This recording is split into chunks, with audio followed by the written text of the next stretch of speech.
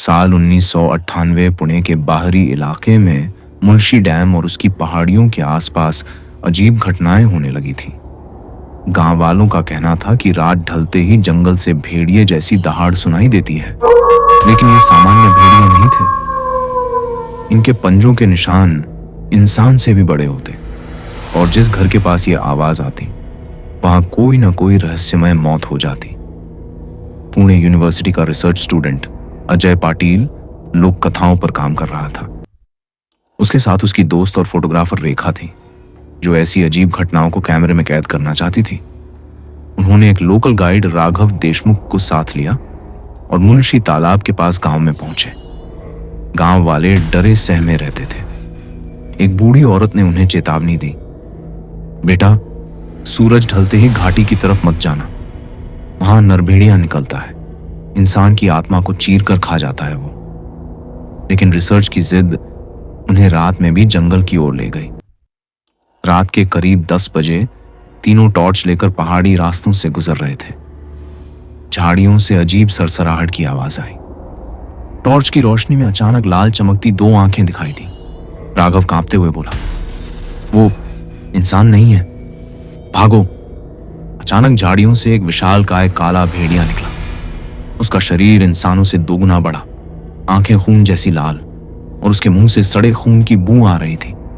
तीनों भागते भागते एक पुरानी वीरान कोठी में जा घुसे।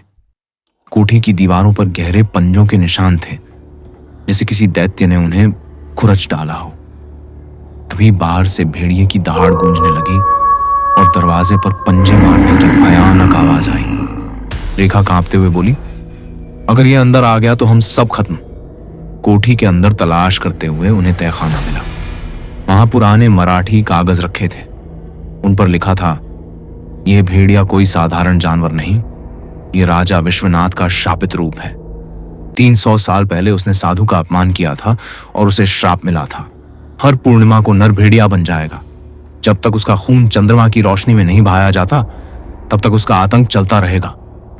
इतने में जमीन कांप उठी। तहखाने का दरवाजा टूट गया और वही काला भेड़िया अंदर आ गया। उसकी आंखें और ज्यादा लाल हो चुकी थी। उसने इतनी भयानक दहाड़ मारी कि दीवारें हिल गई। रेखा ने डरते डरते कैमरे का फ्लैश मारा। अचानक तेज रोशनी से भेड़िया कुछ पल के लिए पीछे हट गया, लेकिन अगले ही क्षण उसने झपट्टा मारा। अजय और राघव किसी तरह रेखा को खींचकर बाहर भागे। कोठी के बाहर गांव वालों की भीड़ खड़ी थी। वे ढोल नगाड़े और मशालें लेकर आए थे। बुजुर्ग मुखिया ने कहा, ये हर 50 साल बाद जागता है। अगर आज रात इसे नहीं रोका तो पूरा गांव खून में डूब जाएगा। गांव वालों के पास एक पुरानी तलवार थी जिस पर संस्कृत के मंत्र खुदे थे। अजय ने तलवार थामी, जबकि राघव मशाल लेकर आगे बढ़ा। भेड़िया अब और भी बड़ा और विकराल हो चुका था। उसकी ऊंचाई लगभग 10 फीट तक पहुंच गई थी। उसके मुंह से आग जैसी भाप निकल रही थी। रात के ठीक 3 बजे, पूर्णिमा का समय, अचानक आसमान में बिजली चमकी और पूरा जंगल उजाला हो गया।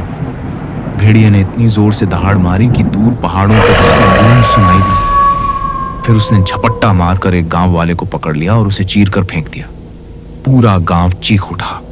अजय ने साहस जुटाकर तलवार भेड़िए पर चलाई, लेकिन उसकी मोटी खाल पर ज्यादा असर नहीं हुआ। राघव ने मशाल उसकी आंखों की तरफ मारी।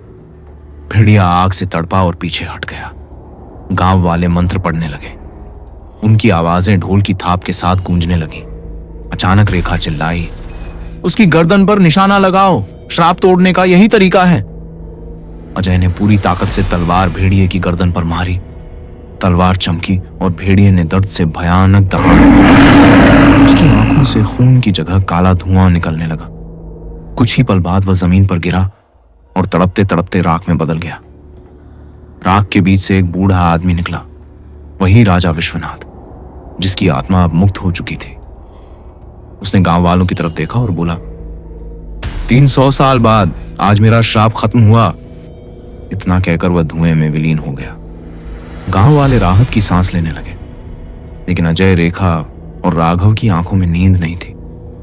वे जानते थे कि जंगल अब भी रहस्यमय है, क्योंकि राख में से धीरे धीरे एक छोटा सा भेड़िए का पिल्ला निकला, जिसकी आंखें लाल थीं और वह दहाड़ करता हुआ अंधेरे में भाग गया।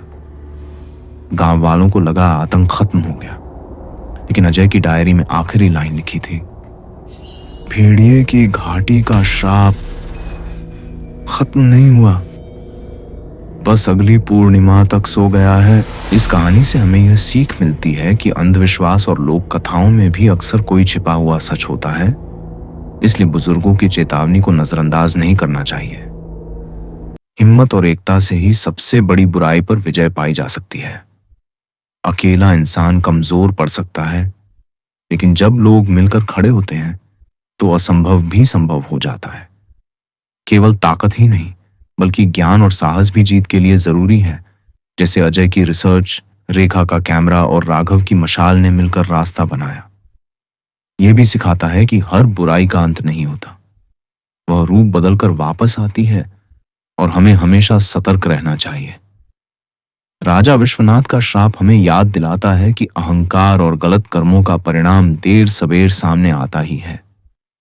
कुल मिलाकर यह कहानी बताती है कि हिम्मत, ज्ञान और एकता से किसी भी डर को हराया जा सकता है, लेकिन सजग रहना जरूरी है, क्योंकि बुराई कभी पूरी तरह खत्म नहीं होती।